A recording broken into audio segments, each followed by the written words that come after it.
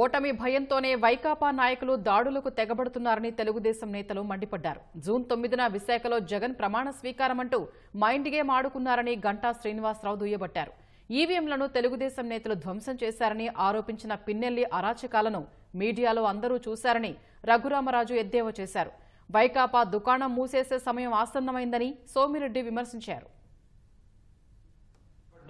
YV Subbareddy గారు కానీ మరి అలాగే బొత్స సత్యనారాయణ గారు కానీ గత 7 రోజులుగా వాళ్ళు ఆడుతున్న మైండ్ గేమ్ చూస్తే చాలా నవ్వు వస్తా ఉంది మాకు. జూన్ 9న విశాఖపట్నంలోనే 9 గంటల 35 నిమిషాలకు ప్రమాణ స్వీకారం, అలాగే స్టేడియం పోయి ఏర్పాటు చూడటం కోసం స్టేడియం వెళ్తా ఉంటాం, అలాగే స్టార్ హోటల్స్ బుక్ చేస్తామని చెప్పడం, ఇవన్నీ కూడా చూస్తా ఉంటే అందరూ నవ్వుకుంటా ఉన్నారు. ఒక పక్క అన్ని సర్వేలు దేశంలో ఉండే ప్రెస్టీజియస్ సంస్థలన్నీ ఆల్ సెఫాలజిస్టులు మొత్తం కూడా ఎన్నికల్లో రేపు కూటమి కన్వీనర్ సాధించబోతా ఉంది అని చెప్పి ఒక పక్క చెప్తా ఉంటే, ఓటింగ్ సరళ చూసిన అందరూ కూడా మాట్లాడుతూ ఉంటే వాళ్ళు ఈ విధంగా డైవర్ట్ చేయడం అనేది చాలా నవ్వులాటగా అందరూ ఫీల్ అవుతా ఉన్నారు. దాన్ని ఎవరు కూడా సీరియస్ తీసుకోలేదు. 5 years అరాచకాలే, దుర్మార్గాలే అయిపోయింది మీ సినిమా.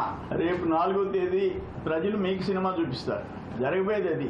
ఇప్పుడు ఐపాక్ తిరిగిపోయే టీం దగ్గరికి ఐపాక్ టీం సర్వేలో ఇంత వచ్చిందయ్యా, నువ్వు గెలుస్తున్నావు, వైసీపీకి ఇన్ని ఎంపీలు వస్తున్నాయి, ఇన్ని ఎమ్మెల్యేలు వస్తున్నాయని చెప్పాలా. ఈయన పోయి జగన్మోహన్ రెడ్డి ఐపాక్ టీం కి ఇన్ని వస్తున్నాయి మనకేం చెప్తే వాళ్ళు చప్పట్లు కొట్టింది. ఇది నాకేం అర్థం కల. కానీ ఆయనకి బుర్ర చెడిపోయింది. ఇప్పుడు చూసాము మాచర్ల, తాడిపత్రి ఇవన్నీ చూసాము. వాటన్నిటికీ రేపు 4th చూపిస్తారు, ఓటు రూపంలో చూపిస్తారు. మీకు జగన్మోహన్ రెడ్డి గవర్నమెంట్ లో అసెంబ్లీకి వాల్యూ, చట్టసభకి వాల్యూ లేదు. ఐపీఎస్ లో, ఐఏఎస్ లో ఆ బిల్డలు మీ బూట్ కాళ్ళ కింద నలిగిపోయినాయి. ఉద్యోగస్తులు ఎప్పుడైతే ఒక వ్యవస్థ మీద తిరగబడితే ఆ ఎలక్షన్ లో నెగ్గిన దాఖలాలు అయితే 100% కూడా లేవు. అందరికీ కూడా క్లియర్ గా అర్థమైంది అతని చాప్టర్ క్లోజ్ అయిపోయిందని. పోస్ట్ పోల్ సర్వేలు కూడా పూర్తిగా అనుకూలంగా ఉన్నాయి. గతంలో చెప్పా 125 స్థానాలకి ఒక్క స్థానం కూడా తగ్గదు. ఇప్పుడు విధి అనుకూలించకపోతే, అనుకూలిస్తే 150 స్థానాలు దాటినా కూడా ఆశ్చర్యపోవలసిన అవసరం ఏమాత్రం లేదు.